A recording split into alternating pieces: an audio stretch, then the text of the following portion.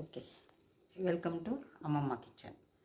இன்றைக்கி என்னம்மா பார்க்க போகிறோம்? இன்றைக்கி மிளகு குழம்பு, ஓகே. மருந்து குழம்புன்னு சொல்லுவாங்க. சனிக்கிழமைனா குழந்தைங்கள்லாம் ஹெட் பாத் எடுக்கிறது, பெரியவங்க எடுக்கிறது, சளியெல்லாம் பிடிக்காமல் இருக்கிறதுக்கு பண்ணுறது. இப்போ இதில் என்னென்ன இன்க்ரீடியன்ட்ங்கிறத பார்த்துடலாம். மிளகு, சீரகம், வெந்தயம், கடலைப்பருப்பு, மிளகா, தனியா, பூண்டு. இப்போ இதெல்லாம் வெறும் கடாயில் எண்ணெய் இல்லாமல் வறுத்துக்கணும். ஓகேவா? எல்லாமே ஒரே டைம்லேயே போட்டு எல்லாம் ஒரே டைம் இல்லை. மிளகாவும் தனியாவும் சும்மா 5 நிமிஷத்தில் வந்துடும். இது ஃப்ரை ஆகிடும். அதை எடுத்து கொட்டிக்கிட்டு கொஞ்சம் சும்மா பருப்பு மாத்திரம் இருந்தால் கொஞ்சம் டைம் எடுக்கும். ஓகே. மற்றதெல்லாம் சூடுலேயே இதாகிடும்.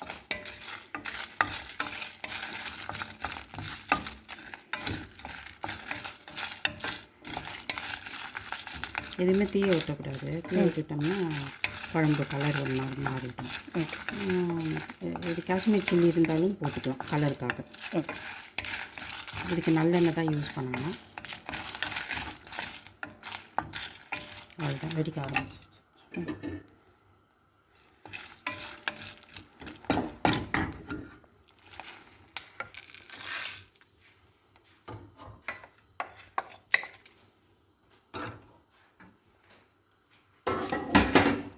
கடலைப்பருப்பு போட்டுக்கலாம். பருப்பு கொஞ்சம் சும்மா ஒரு அரை ஸ்பூன் தான். இதுவே ஒரு 5 பேர் சாப்பிடலாம், பெரியவங்க.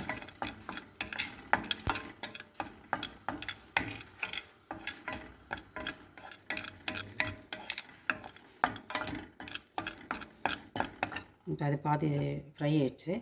உடனே நம்ம வெந்தயமும் ரொம்ப வறுத்துட்டோம்னா கசந்துடும்.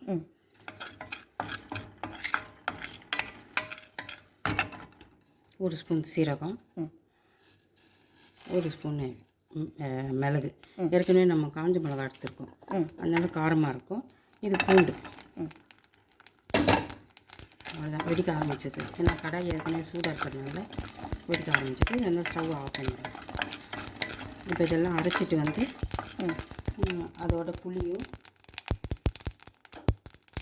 தக்காளியும் போட்டு எப்படி வைக்கிறதுன்னு. ஓகே, இப்போ தாளிக்க போகிறோம். ஏன்னா அது மிக்சியில் அரைச்சிட்டு வந்தாச்சு. கொஞ்சம் எண்ணெய் இதுக்கு கொஞ்சம் கூட தான் விடணும், ஏன்னா காரக்குழம்பு மாதிரி இருக்கணும். என்ன ஆயில் யூஸ் பண்ணுறீங்க? நல்லெண்ணெய் தான். ஓகே, நல்லெண்ணெய் தான் உடம்பு நல்லது. நல்லெண்ணெய் இல்லை, உங்கள் வீட்டில் எண்ணெய் இருக்கோ அதை யூஸ் பண்ணுவோம். இப்போ கடுகு வெடிக்கட்டும். கடுகு வெடித்த உடனே வெங்காயம் போட்டுட்டு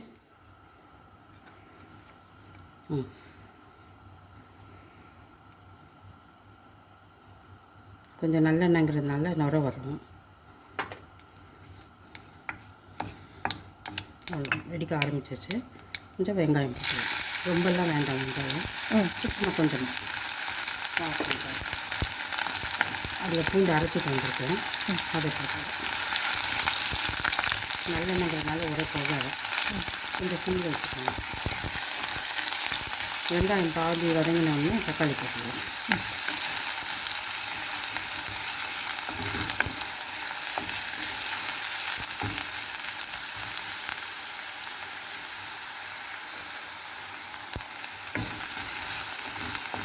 தக்காளி ஒரு தக்காளி போட்டு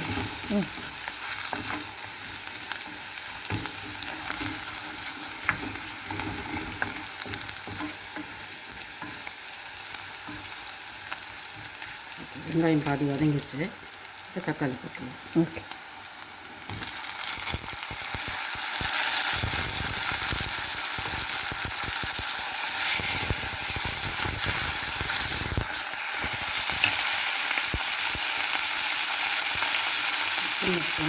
மஞ்சத்தூள்,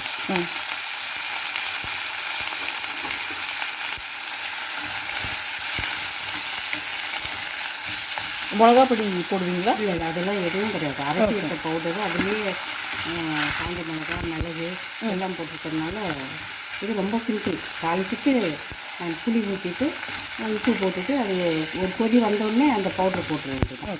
பவுடர் போட்டு சுண்டி வந்தோடனே எண்ணெய் பிரிஞ்சு வந்தோடனே ஆஃப் பண்ணிட வேண்டியது. ரொம்ப சிம்பிள்.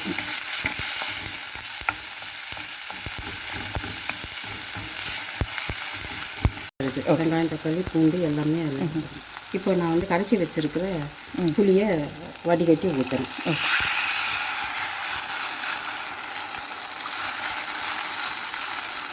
இது ஒரு கொதி வரட்டும். ஓகே. அதுக்கு உண்டான உப்பு போட்டுடலாம். ஓகே.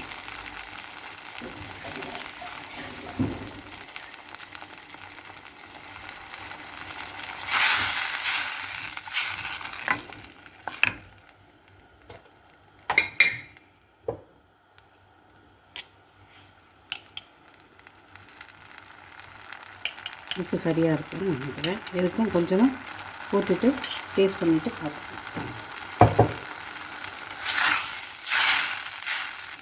உப்பு கம்மியாக இருந்தாலும் திரும்ப போட்டுக்கலாம். தூக்கலாக போட்டுட்டு அப்புறம் சரி வாயில் ஊற்ற முடியாது. அவ்வளோதான். இப்போ ஒரு கொதி வரட்டும். பாருங்கள், இப்போ நல்ல கொதி வந்துடுச்சு. நல்ல கொதி வந்துடுச்சு. இந்த நேரத்தில் நம்ம அரைச்சி வச்சுருக்கோம். என்னென்ன இன்க்ரீடியன்ட் உங்களுக்கு காட்டினா மிளகு, சீரகம், தனியா, காஞ்ச மிளகா, வெந்தயம், இது எல்லாத்தையும் கொஞ்சம் அரைச்சிட்டு வந்திருக்கோம். இப்போ இதை போட்டுட்டு நல்லா கழுவி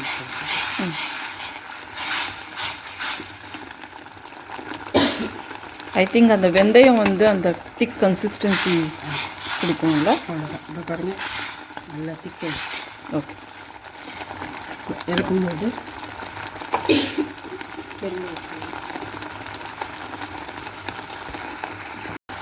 பச்சை நல்ல கொதி வச்சுட்டு அவ்வளோதான். இது சும்மா 5 நிமிஷம் தான். ஏன்னா ஏற்கனவே நம்ம வறுத்து வச்சுருக்கோம். அதில் எண்ணெய் பிரிஞ்சு கொதி வருது. இப்போ கொஞ்சம் பெருங்காயத்தூள் போட்டுட்டு ஆஃப் பண்ணிடுவோம்.